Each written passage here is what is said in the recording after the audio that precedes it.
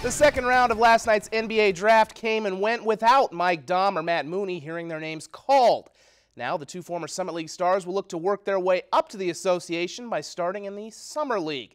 Former South Dakota State star Mike Daum announcing via Twitter today that he signed to play for the Portland Trail Blazers NBA Summer League team. The seventh leading scorer in NCAA Division I history with 3,067 points, Daum is also SDSU's career leader in rebounds, free throws, field goals, and three-pointers. The Trailblazers begin Summer League play on July 6th in Las Vegas' Thomas and Mack Center. Former Coyote Matt Mooney also confirming via Twitter today that he signed a deal to play for the Atlanta Hawks Summer League team. After transferring in from Air Force, Mooney averaged just under 19 points a game in Vermilion over the course of 2 years.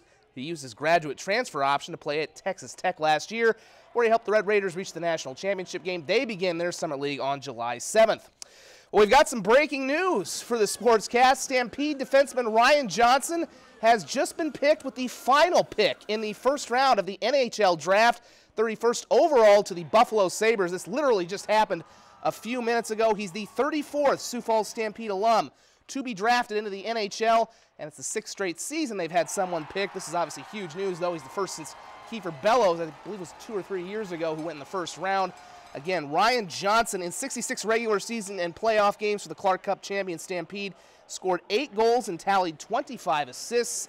He's committed to go to Minnesota, but he is a first-round draft pick, 34th first overall to Buffalo. Congratulations to him and the Sioux Falls Stampede.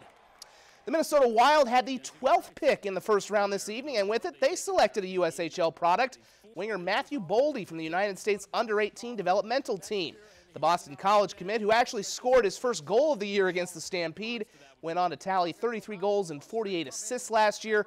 Top overall pick was Jack Hughes, his teammate to the New Jersey Devils. And a fun fact, 9 USHL alums, including Johnson, were picked in the first round of this draft, 8 of them coming from that Under-18 developmental team. We'll have more on Johnson tomorrow, hopefully get some sound from out in Vancouver. Well, most coaches would be pretty happy with an 11-3 record and home playoff game. Most coaches are not Curtis Riggs, whose Sioux Falls Storm teams are used to cruising through the regular season and getting home field throughout the playoffs on their way to the United Bowl, which makes it understandable that he's not all that happy heading into the postseason. No, I don't feel great about it. I mean, we just gave up 50-some points to the second worst team in the league. I feel like at times we can beat anyone, and at times we can get beat by anyone. I think in years past we had a defense, though, if we did turn it over, they would get us the ball back. And right now we're not playing at that level. So when we have turnovers and lose that turnover battle, it's costly.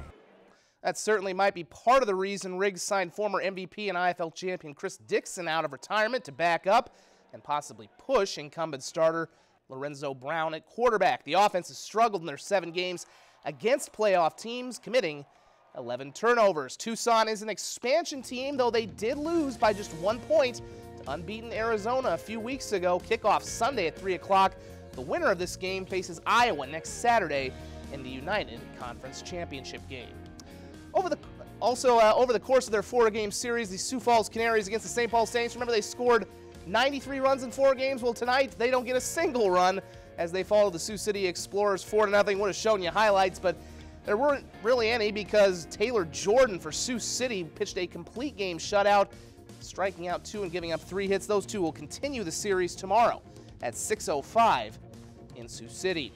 Twins in danger of losing 3 in a row for the first time this year if they couldn't even up their 4-game series in KC. Did not look good early. An RBI double as KC gets out to the early 3-0 lead in the first inning. Then the Bombas squad starts hitting the Bombas. That's C.J. Crone to one of the deeper parts in KC. Makes it 3-1. Minnesota eventually battling back to within 1 in the 8th. Miguel Sano, he's taking a lot of heat of late because he's been in a slump. I'd say hitting him into the fountains might be a slump buster. We are all tied up at 6 apiece.